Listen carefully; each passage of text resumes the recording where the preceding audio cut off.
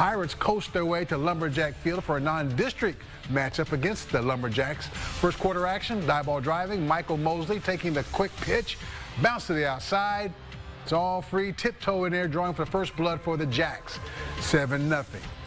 All right, now after that, it was all Pirates as the lob to Javaris Marsh is bobbled. Concentrate, concentrate. Double coverage. What a catch by that young man. And then they call his number once again. This time, Landon Dellinger puts it right in the breadbasket for Marsh. No bumbling of the ball. 8-7 Pirates after the two-point conversion. And like I said, all Pirates after that opening drive. Our mate, Dellinger rumbles his way to the end zone. His third touchdown in the half with Shepard leading at the half 20-7. This is in the books, y'all.